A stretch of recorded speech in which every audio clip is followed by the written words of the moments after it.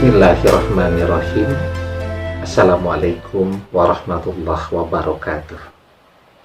Bapak-bapak, ibu-ibu, mas-mas, mbak-mbak, khususnya adik-adikku sekalian yang dirahmati Allah dimanapun Anda berada. Kembali di IIP Channel bersama saya, IIP Wijayanto. Kali ini kita akan membahas tema masih mungkinkah mantan menghubungimu sementara dia saat ini sudah bahagia bersama yang lain, ya. Jadi apakah mantan masih berkemungkinan untuk menghubungi kita? Ya, tentu kemungkinannya ketika saat ini dia sendirian itu jauh lebih besar, ya, daripada ketika saat ini dia sudah memiliki pendamping yang lain. Ya, kita realistis saja. Nah, biasanya seseorang akan terus menghubungi, mantan akan terus menghubungi Anda jika memang antara dia dengan Anda ada penghubung, ya, penghubung abadi, kepentingan yang sama, yang kemudian mau tidak mau, suka tidak suka, itu membuat dia selalu terhubung dengan kita, ya. Jadi contoh, ya, saya ambilkan contoh dalam bab pernikahan dulu, ya. Nanti setelah ini yang sebelum menikah atau yang pra pernikahan. Misal kalau orang yang sudah menikah berpisah atau bercerai, kalau di dalam perceraian itu tidak ada anak, ya, maka setelah berpisah, ya sudah, orang tidak punya kepentingan lagi, kan. Misal suaminya walaupun amat sangat masih mencintai, ya, tapi istrinya atau mantan istrinya, atau paling tidak istrinya sudah menganggap suaminya sebagai mantan, tidak mau lagi berkomunikasi karena memang tidak punya kepentingan yang sama, tidak ada penghubung lagi, ya. Berbeda kalau kemudian di situ ada anak. Suka tidak suka, orang tuanya tidak mau berkomunikasi, tapi kalau anaknya yang minta, maka secara otomatis orang tuanya terpaksa untuk menghubungi. Nah, maka memang umumnya, ya, kita bisa cermati kalau orang menikah nih, kalau basicnya, ya, jadi basicnya itu, dasarnya itu memang cinta. Apa sih yang menjadi tujuan dari pernikahan? Ya, untuk memiliki keturunan.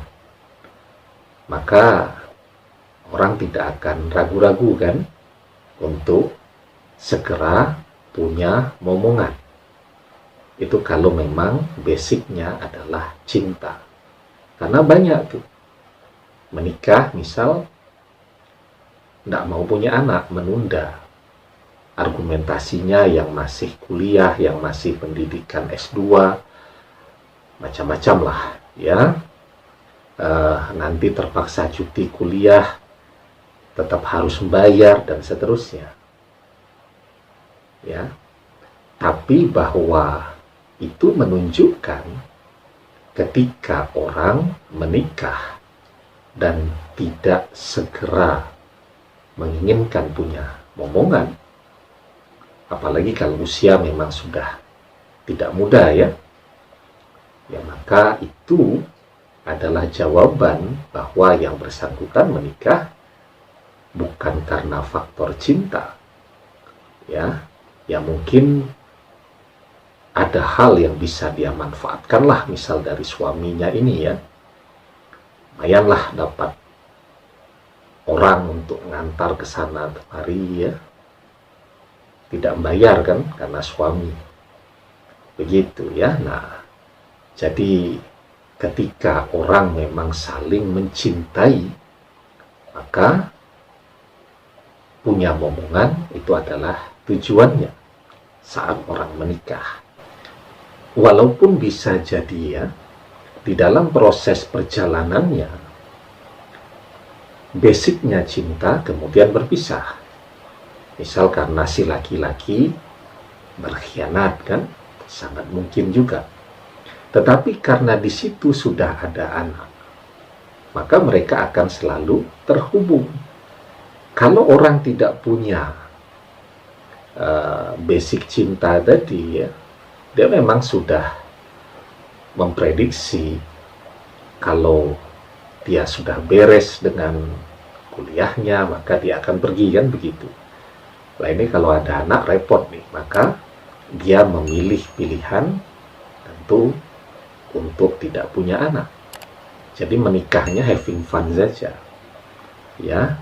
Sementara misal suaminya berharap bisa punya momongan, ya, sampai memohon, sampai nangis-nangis mungkin.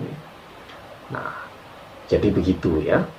Nah, jadi kalau di dalam pernikahan yang ujungnya berpisah sehingga jadi mantan, di situ ada momongan, ada anak, maka itulah sebab bagi mantan akan terus menghubungi, ya. Sehingga kalau tidak punya anak, bagaimana? Ya, peluang dia untuk berkomunikasi kembali amat sangat kecil. Apalagi kalau yang bersangkutan sudah bersama dengan orang lain, apalagi sudah punya momongan juga dengan orang lain, ya tentu peluangnya akan lebih kecil lagi. Itu realitanya. Bagaimana kalau pra pernikahan, ya, sebelum menikah tuh mantannya kemudian berpisah? Mungkin tidak. Yang bersangkutan akan kembali menghubungi, sementara saat ini dia sudah menemukan seseorang yang baru, ya. Jadi kemungkinan itu walaupun kecil, sesungguhnya memang tetap ada. Karena hidup manusia itu siklusnya tidak happy terus loh, ya. Tidak naik terus, kadang orang juga akan anjlok. Kadang orang bisa gagal, kadang dengan pasangannya bisa bertengkar, bahkan bisa berpisah juga lagi.